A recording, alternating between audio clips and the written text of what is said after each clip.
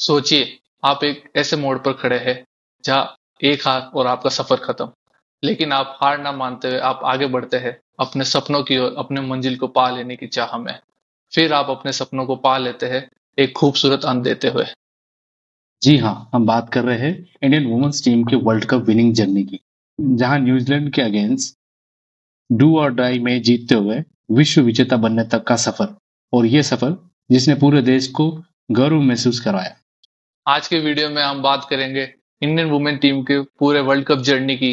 देखेंगे कितने उतार चढ़ाव है प्लेयर की जर्नी की, जिसमें बहुत सारी स्टोरी छुपी हुई है। So welcome to our channel to lazy beans.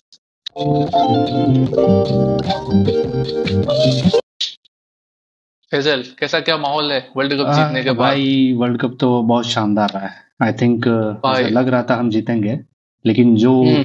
Midnight वाला जो सीन रहा है कल, और मुंबई में जो सेलिब्रेशन। जो सेलिब्रेशन जो मुंबई लिटरली नहीं, भाई। पूरे इंडिया में, पूरे भाई हाँ इंडिया में। भाई, सिर्फ वो ना मुंबई नहीं, पूरे इंडिया में। 2011 की जो यादें थी ना, वो हमारी हम्म। ताजा हो गई है।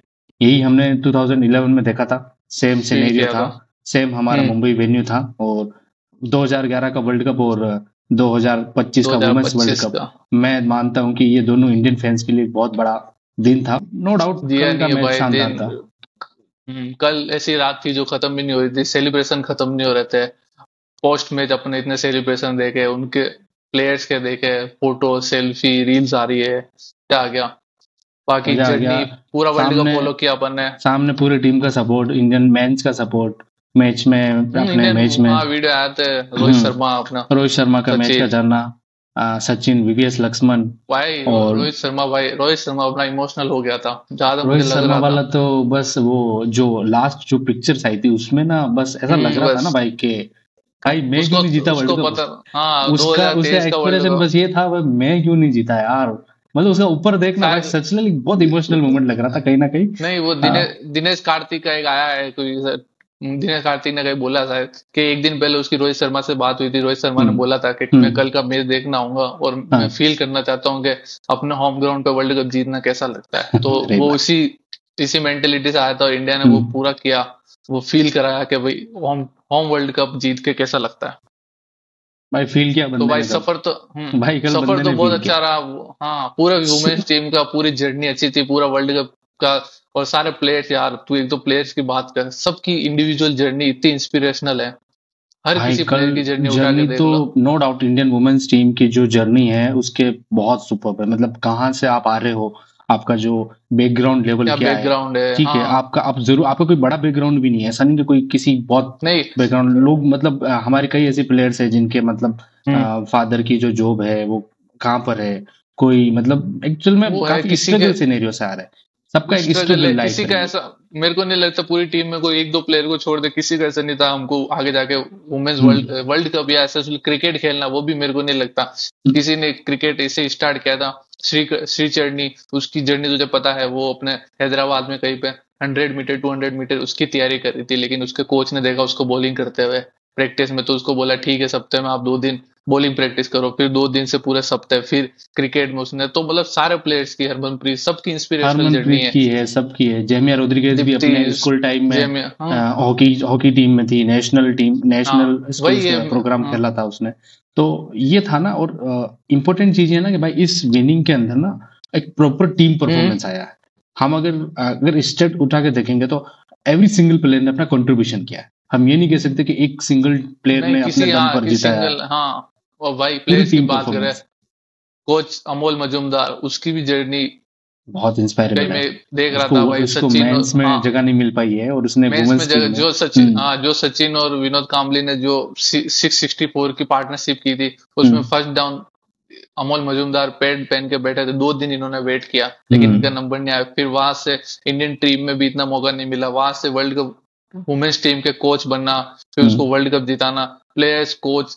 एक मेरे हिसाब से तो इस वर्ल्ड कप ने, इस जीत ने पूरे हम्म इंडिया में माहौल सा बना दिया है क्रिकेट को लेके, वुमेन्स लड़कियों को लेके, कि हाँ लड़कियां भी क्रिकेट, कोई भी स्पोर्ट्स हो, क्रिकेट को नहीं, कोई भी स्पोर्ट्स में जा सकती है, वहां पे जीत सकती है। बैकलैशेस मिला। इंडियन वुमेन्स को हमेशा बैकलैशेस हाँ। मिला है, बिकॉज हमने कोई आईसीसी इवेंट नहीं जीता अब तक। तो एक बहुत बड़ी रेस्पॉन्सिबिलिटी, एक बहुत बड़ा प्रेशर था कि ये वर्ल्ड कप आपके होम में हो रहा है, आप अपने घर पे वर्ल्ड कप रही है, आपको 12th मैन का एक एडवांटेज है इसके 12th मैन का। लेकिन इसके लिए बीसीसीआई जो छुपे रह जाते हैं उनका भी बहुत बड़ा हाथ है। WPL स्टार्ट करना, वुमेन्स टीम को सपोर्ट करना, थ्रू आउट सपोर्ट करना, WPL का चाहे हेल्पफुल रहा। हाँ, चाहे अपने फेवर में कोई वर्ल्ड चैंपियनशिप नहीं आ रही है, लेकिन फिर भी कंटिन्यू सपोर्ट मेंटेन रखा और आखिर में रिजल्ट मिल गया। तो बीसीसीआई को भी कई बहुत बड़ा थैंक यू है, जो इन्होंने, ऐसा नहीं है कि मेंस और वुमेन्स में कोई डिफरेंस किया हो, लेकिन पिछले 5-10 सालों में तो बहुत ज्यादा वुमेन्स टीम को सपोर्ट किया है और रिजल्ट दिखने को मिल गया। सेमीफाइनल में एक बहुत बड़ा मैच जीता है। आई थिंक सेमीफाइनल हमारे लिए एक सेमीफाइनल हम ऑलमोस्ट मेंटल बैरियर को तोड़ने का हाँ क्या हम जीत, ये वर्ल्ड कप हमारा है। तो वही है ना कि ये जो प्लेयर्स का जो एक्सपीरियंस है, जो प्लेयर की मेहनत है, हमारे कई प्लेयर्स ऐसे है, हरमनप्रीत है, स्मृति मंदाना है, उनके पिछले 2-3 वर्ल्ड कप इवेंट ऐसे गए हैं जिन्होंने काफी मार्जिन रहकर वो शायद वहां से हारे है। तो उनके ऊपर एक वो भी उनका एक वो भी जिम्मेदारी थी कि अपने जो करियर का जो एंड है वो एक खूबसूरत किया जाए। तो वो है कि उनके लिए मोमेंट भी बड़ा शानदार रहा है। तो अपन इस वीडियो में आज फटाफट से पूरे जर्नी को रिवाइज करते हैं, मूवमेंट देखते हैं, कहा कौन सा मूवमेंट पे इंडिया के फेवर में गया, क्या उतार आया, क्या चढ़ाव आया पूरे मूवमेंट में। तो अपन शुरू से बात करते हैं। पहला मैच था इंडिया श्रीलंका का, पहला मैच वर्ल्ड कप का इंडिया श्रीलंका। इंडिया की पहले बैटिंग आई थी और इंडिया ने 269 रन बनाए थे, 270 का टारगेट दिया था श्रीलंका को, जिसमें अपना अपर ऑर्डर बैट्समैन बैटर नहीं चले थे ज्यादा, लेकिन नीचे से अमनजोत ने आके, अमनजोत उसकी भी अलग इंस्पिरेशनल जर्नी हो, जो फाइनल में उसने कैच लिया भाई कैप्टन का, लोरा का, वो तो कैच या वही है कि वर्ल्ड कप ही पकड़ा था उसने एक मौके पे। तो उसने श्रीलंका के अगेंस्ट आके फटाफट आके एक इंपॉर्टेंट नॉक खेली, जिससे अपना टारगेट 269 का हो गया। उसने 57 रन की पारी खेली थी और वो एक, ये पता चल गया कि अपनी बैटिंग डेप्थ कितनी है। पहले ही मैच से अपने को ये पता चल गया था कि हाँ इंडियन टीम की बैटिंग डेप्थ कितनी है। फिर श्रीलंका की बारी आती है, बारिश में थोड़ा ओवर कम हो गए थे, 211 रन श्रीलंका से, जिसमें दीप्ति शर्मा ने 3 विकेट लिए थे, 50 रन बनाए थे, वो man of the player of the match हुई थी। तो ये सब पहला ही मैच अपना इंडिया के श्रीलंका के खिलाफ अपनी जीत से शुरुआत हुई थी सफर की। तो अमनजोत स्कोर के बारे में तेरा क्या कहना? अमनजोत का भी काफी इंस्पायरेशन स्टोरी रहा है, और उसका जो परफॉर्मेंस था कि जो बॉलिंग डिपार्टमेंट को लेकर, नो डाउट एक पेस का एक रेस्पॉन्सिबिलिटी था उसके ऊपर, और उसने वो डिसअपॉइंट भी नहीं किया उसका, और ना कि सिर्फ बॉल से परफॉर्मेंस दिया। एक बॉलर का हमारा एक्सपेक्टेशन होता है वो विकेट ले, लेकिन एक मिडिल लोअर ऑर्डर में आते हुए एक ऐसा केमियो खेलना जहां आप मैच भी जिता रहे हो। ऐसा नहीं कि सिर्फ आप एक छोटा सा खेल रहे हो, बल्कि आप एक इम्पोर्टेंट रन बना रहे हो जो आपके विन के लिए काफी इम्पोर्टेंट होता है वो। और उसके बाद अमनजोत कौर जो फाइनल वाला कैच है, वो ना सूर्य कुमार यादव का जो अगेंस्ट साउथ अफ्रीका कैच था ना भाई, वो उसी की सूर्य कुमार यादव 1983 में कपिल देव का कैच, ये सारे कैच, ये ना ये कैच वही है ना कि आप अगर ये कैच ना लेते, ऑलमोस्ट ड्रॉप हो चुका था पहले, लेकिन अगर ड्रॉप होता तो क्या होता। हम साउथ अफ्रीका बैट्समैन को हम लास्ट वीडियो में बता चुके हैं कि उसका परफॉर्मेंस नो डाउट वो सिंगल हैंडेडली मैच जिता सकती थी, ठीक है ना। उसका विकेट ही कहीं ना कहीं बस ये तय कर चुका था कि हम विश्व विजेता बनने वाले हैं। तो श्रीलंका की जीत के बाद अपना अगला मैच हुआ था अपने राइवल पाकिस्तान के खिलाफ, जो कि कोलंबो में हुआ था, इंडिया से बाहर हुआ था। ठीक है, उसमें इंडिया पाकिस्तान की वजह तो कोई राइवलरी है नहीं, ना मेंस में ना वुमेन्स में है, एक हाइप बना रखी है। मेरे को तो नहीं लगता कोई राइवलरी भी है, तो उसमें इतना कोई हाइप बनाने की भी जरूरत नहीं थी। लेकिन इंडिया पाकिस्तान का मैच था, इंडिया की वही पहले बैटिंग आई थी, 248 का टारगेट दिया था पाकिस्तान, जिसमें हरलीन देओल नंबर 3 पे आके एक अच्छी इंपॉर्टेंट पारी खेली थी उसने। और नीचे से आके रीचा घोष ने वही से बता दिया था वर्ल्ड कप में कि वो अपने लोअर ऑर्डर में कितने इंपॉर्टेंट बैटर है। उसने एक आके 46 रन की स्ट्राइक रेट के साथ अच्छी पारी खेली थी, और फिर बॉलिंग में क्रांति गौड़ ने 3 विकेट लेके प्लेयर ऑफ द मैच का खिताब जीता था। फिर भाई वर्ल्ड कप जर्नी में ऐसा मौका आया जहाँ इंडिया लगातार 3 मैच हार गई, south Africa, Australia and England, जो हमारे वर्ल्ड कप जर्नी में मेरे हिसाब से बहुत बड़ा सेटबैक था। एक टाइम पे मुझे ऐसा लग गया था, या फिर शायद कहे तो पूरे इंडिया को भी ऐसा लग गया था कहीं ना कहीं इंडिया इस बार भी पीछे रह जाएगी। वो कितना बड़ा इंपॉर्टेंट था तेरे लिए? वो वही था ना कि अब एक तो होम हमारा इवेंट था, तो हमारी एक्सपेक्टेशन हाई थी, एटलीस्ट हम फाइनल को लेकर तो चल रहे थे। तो ऐसे में हम साउथ अफ्रीका से हारना और बैक टू बैक 3 मैच हारना, और पॉइंट्स टेबल में हम ऑलमोस्ट 6 पोजीशन पे आ चुके थे। तो अब ऐसा लग रहा था कि डू और डाई इंडिया के लिए सिचुएशन अगेंस्ट थी। न्यूजीलैंड डू और डाई है। अगर हम न्यूजीलैंड के अगेंस्ट हम्म। हारेंगे तो शायद हम वर्ल्ड कप से आउट हो जाएंगे। तो हाँ वही बाहर, मैं हाँ हाँ। बस हाँ, तो फिर वो न्यूजीलैंड वाला जो मैच था वो इंडिया को वहां पे वहां से इंडिया ने वापस अपना वहां जो पे मुझे लगता है, हाँ, रिदम रिदम कंटिन्यू किया, और वहां से हम्म, मुझे लगता है किस्मत ने भी थोड़ा साथ दिया। न्यूजीलैंड के दो मैच शायद बारिश की बारिश वजह की से वजह से मैच हाँ कैंसिल हो गए, तो उनके कैंसिल हो गए पॉइंट थे। ड्रॉप हो गए। हाँ, तो उनके 2 पॉइंट भी ड्रॉप हो गए, तो वो अपने को एक फायदा मिल गया। लेकिन हम्म, फिर प्रेशर मैच आया इंडिया वर्सेस न्यूजीलैंड का, हम्म, जो भाई डू और डाई मैच था। क्वार्टर फाइनल बोलो या कुछ भी बोलो, वो लीग स्टेज का मैच नहीं था, वो प्रॉपर डू और डाई मैच था। वो हारती तो इंडिया की जर्नी वर्ल्ड कप में खत्म खत्म होने होने वाली वाली। थी। इंडिया न्यूजीलैंड का मैच था, और फिर जहाँ इंपॉर्टेंट मैच, वह इंडियन टीम ने अपनी परफॉर्मेंस को अपर हैंड कर दिया। उसमें स्मृति और प्रतिका रावल की ओपनिंग पार्टनरशिप में वहीं से मैच का मोमेंटम शिफ्ट हो गया अपनी तरफ से। बहुत बड़ी पार्टनरशिप हुई थी। प्रतिका रावल की 100 आई थी उस मैच में, और स्मृति की भी 100 आई थी। दोनों ओपनर्स का शतकीय साझेदारी हुई थी। पहला ही विकेट अपना 212 रन पे गया था, तो वो कितना हम्म, बड़ा मौका था मेरे हिसाब से। तो वो हो गया था कि हाँ, ये मैच तो अपन जीत जाएंगे। और वो मैच इंडिया न्यूजीलैंड वाला मैच डकवर्थ लुईस के थ्रू इंडिया ने 53 रन से जीत दिया, और इंश्योर कर लिया कि इंडिया सेमीफाइनल में जा रही है। हम्म। उसके बाद बांग्लादेश का मैच आया, लेकिन वो बारिश की वजह से वो भी मैच कैंसिल हो गया। फिर बड़ा match India versus Australia semifinal, वही आर्च राइवल ऑस्ट्रेलिया, जो अपने लिए हर हमेशा बैरियर का काम करती है। 2017 का फाइनल हो या सेमीफाइनल में, इस बार वो मैच बहुत ही बड़ा मैच था इंडियन वुमेन्स के लिए। वो मैच ना आई थिंक इंडियन फैंस के लिए ना अगेंस्ट ऑस्ट्रेलिया, वो मैच डिसाइड करने वाला था हमारी जर्नी को। हमें भी हम्म कहीं ना कहीं डाउट था कि अगेंस्ट ऑस्ट्रेलिया हम जीतेंगे या नहीं, और यहाँ हम जीते हम्म तो ये श्योर था कि हम वर्ल्ड चैंपियन बनेंगे। तो वो मैच इंडिया के नजरिए से बहुत ही इंपॉर्टेंट मैच था। और सबसे इंपॉर्टेंट चीज है कि वो मैच भी डीवाई पाटिल में था, जहाँ इंडिया अनबीटन था, और इंडिया का एक एक मेजर सपोर्ट मिलता फ्रॉम क्राउड जी। क्राउड, तो और वो ये लाल मिट्टी बैटिंग सरफेस था, और बैटिंग सरफेस था, सरफेस में और भाई, उसमें भी बैटिंग फिर इंडिया सरफेस में, का हाँ, ऑस्ट्रेलिया का पहले बैटिंग करना, और ऑस्ट्रेलिया का पहले ऑलमोस्ट मैच के मिडल में ऑलमोस्ट डोमिनेट कर दिया था ऑस्ट्रेलिया ने, जहां मैच ऑस्ट्रेलिया में उनकी ओपनर लिचफोर्ड ने, और हम्म, शतकीय इनिंग खेलते हुए हम्म, ऑस्ट्रेलिया ने भाई 338 रन का स्कोर खड़ा कर दिया था, जो कि लग जो रहा कि था सेमीफाइनल में सेमीफाइनल बहुत बड़ा जैसे है। स्टेज पे, जो आई बहुत बड़ा थिंक लग रहा बहुत था। और बड़ा। लग रहा था एक टाइम पे, ऐसा लग रहा था फर्स्ट इनिंग के बाद कि इंडिया ने कहीं, और इसमें इंडिया की बताना मतलब कमियां तो नहीं कहेंगे, लेकिन उसमें इंडिया की फील्डिंग भी बहुत ही ज्यादा एक्स्ट्रा के रन दिए थे। तो लग रहा था कि वो रन एक्स्ट्रा के रन भारी पड़ जाएंगे। 338 रन सेमीफाइनल में, जो कि लग नहीं रहा था चेस कर पाएगी इंडिया एक मौके पे तो। और हुआ भी ऐसा ही। सेमीफाइनल में प्रतिका रावल की जगह शेफाली वर्मा आई थी, वो एक अच्छी इनिंग नहीं खेल पाई। उसने 2 शॉट मारे, 10 रन पे आउट हो गई थी। और स्मृति भी कुछ बड़ी पारी नहीं खेल पाई। लेकिन जेमाइमा रोड्रिगेज, न्यू नंबर 3, क्या कहेगा उस इनिंग के बारे जेमिमा में? रोड्रिगेज ने तो जो इनिंग्स खेली थी, आई थिंक वो इंडियन हम्म इंडियन क्रिकेट फैंस वो कभी ना उस इनिंग्स को भूल नहीं पाएंगे अगेंस्ट ऑस्ट्रेलिया। नहीं बोलता सही। एक ऐसा पिच, एक ऐसा आपके सामने टीम, एक ऐसी और सामने स्टेज, जो हाँ और ऐसा सेमीफाइनल स्टेज सामने सेमीफाइनल ऑस्ट्रेलिया में। जैसी टीम, हम्म प्रेशर नॉकआउट मैच। 338 का एक बहुत प्रेशर, बड़ा स्कोर, वही हो गया ठीक है। जेमाइमा के लिए। तो अब प्रेशर, आपके व्हाट लिए प्रेशर। हाँ, तो अब आपको ना एक बहुत बड़ा सिचुएशन था वहां पर, जेमिमा का एक कैच भी ड्रॉप हुआ था, वहीं से भी मतलब ऑस्ट्रेलिया ने भी ये काफी केस नहीं भाई, एवरेज हिली ने केस ड्रॉप किया था उसका। हेली ने केस ड्रॉप किया था, और कीपर काफी बिल्कुल सिविल इजी केस था केस। वो, ठीक है ना, बिल्कुल हाँ सिविल हाँ। केस था। तो वो उसके लिए हम्म आई थिंक हेली ने भी, खैर अब लक की बात है, अगर आपका दिल नहीं होगा तो आपके साथ अच्छे अच्छे केस भी ड्रॉप होंगे। तो वहां से हम्म जेमिमा रोड्रिगेज ने वो प्रेशर। वो काम रही, मैं वही कह रहा हूँ ना, वो काफी कूल एंड काम रही, और उसने वो जो फिनिश किया है, और उसी बीच में जो रीचा और उनका जो केमियो हरमनप्रीत रहा ने, है, हाँ हरमनप्रीत हाँ, की हरमनप्रीत 89 का रन की पारी, 89, फिर रीचा का कैप्टन स्नोक थी केमियो। भाई। तो ये जो मिडल में जो पार्टनरशिप बिल्ड हुई है, काफी तेज भी आई है। तो उस पार्टनरशिप के बलबूते पर, और जेमिमा का फिनिश करना, जेमिमा अपने अचीवमेंट को लेकर नहीं चल रही थी हाँ, कि ठीक है 50 हो गई और 100 हो गया, 150 से उसने ठीक है, सेलिब्रेट भी नहीं किया था बस ज्यादा। हाँ। वो उसका टारगेट फिक्स था।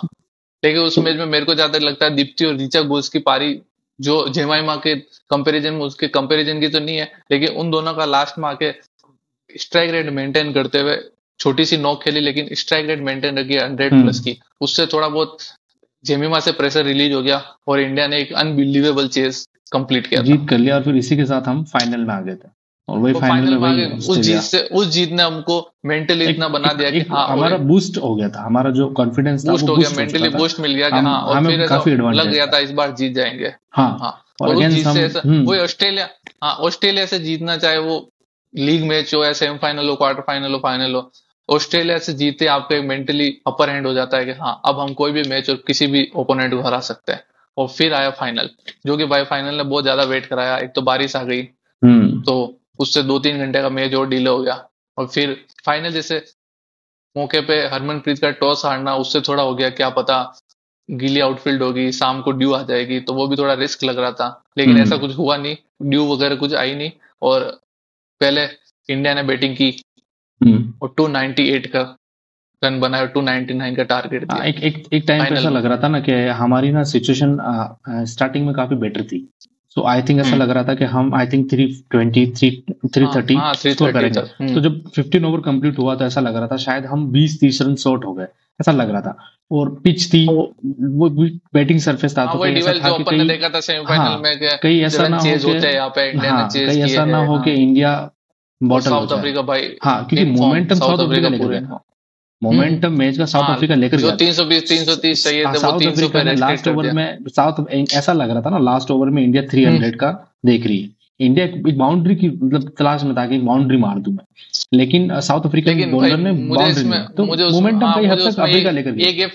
एक ये फैक्टर भी लगता है कि क्या नाम, अगर इंडिया 320-330 का टारगेट चेज करती कि इतना अपने को स्कोर बनाना, तो उसके चक्कर में कहीं 270-280 तक ही रह जाती तो और दिक्कत। तो इंडिया ने ये इंश्योर किया कि हमको 300 तक का पहुंचना है, 300 स्कोर इनफ है फाइनल जैसे। तो इंडिया ने वो सही है कैलकुलेटेड। थोड़ा बीच में मिडल में थोड़ा स्लो हो गया था, जो ओपनिंग उनको जो ओपनिंग पार्ट में, जो ओपनिंग में जो हमारे रन रेट 6-7 जो चल रहा था, उसकी वजह से थोड़ा सा रन शॉर्ट हो गए थे। लेकिन फिर वही था कि अफ्रीका का सेमीफाइनल में भी ऐसे परफॉर्मेंस था कि अगर सामने अगर वो जो कैप्टन थी लोरा, अगर वो खड़ी नहीं होती तो शायद तो काफी बिलो स्कोर, छोटी-छोटी इनिंग्स आ सकती है, लेकिन कोई जीता ना बहुत बड़ा। तो उनका मिडिल ऑर्डर ऑलमोस्ट फ्लॉप हो चुका था, उनका मिडिल ऑर्डर अब सेमीफाइनल में पूरा कोलैप्स था। उनका भी वही था, एक दो प्लेयर के ऊपर डिपेंडेंट, एक दो प्लेयर का था। वो तो बीच में जरूर पार्टनरशिप हुई थी, लेकिन शेफाली वर्मा ऑलराउंडर, शेफाली वर्मा की भी स्टोरी भाई, बॉलिंग में जो उसने 2 विकेट लिए क्रूशियल मौके पे आके, उसने मैच का वो मूव बड़ा शानदार रहा। कहता ना कुछ मूव होते जो आपका मेमोरेबल होता है। हाँ वो है कि कैप्टन ने रिस्क लिया, एक अपनी स्टिक पे गई, हरमनप्रीत ने बोला कि मैंने तो प्रेशर क्रिएट होना, तब आपने एक मतलब एक ऐसे प्लेयर को बोल दिया है जिसके लिए यंग है, न्यू है, टीम में थोड़े टाइम पहले आई है, ऑलमोस्ट घर पे बैठे कर रही है। हाँ, वहां से आप आकर फाइनल में इंडिया को रिप्रेजेंट कर रहे हैं। शेफाली का भी ऐसा, वो कोई T20 मैच खेल रही थी 10 दिन पहले, और पिछले मंडे को उसके पास कॉल आया था कि आपको इंडियन टीम में बुला रहे हैं, और आज संडे को वो वर्ल्ड चैंपियन बन गई है। तो शेफाली के लिए अंडर-19 वर्ल्ड कप ऐसा परफॉर्मेंस देना भाई बहुत प्रेशर होता है, बहुत प्रेशर होता है। और वहां पर आप और उसने बोला भी था एक इंटरव्यू में, मेंटेलिटी की बात है, उसने आगे बोला भी था कि आप आए, तो उसने बोला कि मेरे को भगवान ने कुछ अच्छे कर इसीलिए भेजा होगा ताकि मैं कुछ इम्पैक्ट डाल सकूं। और वही फाइनल में इनिंग गई, प्लेयर ऑफ द मैच थी फाइनल में, जो इनिंग आई थी। अंडर-19 वर्ल्ड कप जीती हुई है, तो मैं भी बड़े मैचों में परफॉर्म करने का उसको एक्सपीरियंस भी है।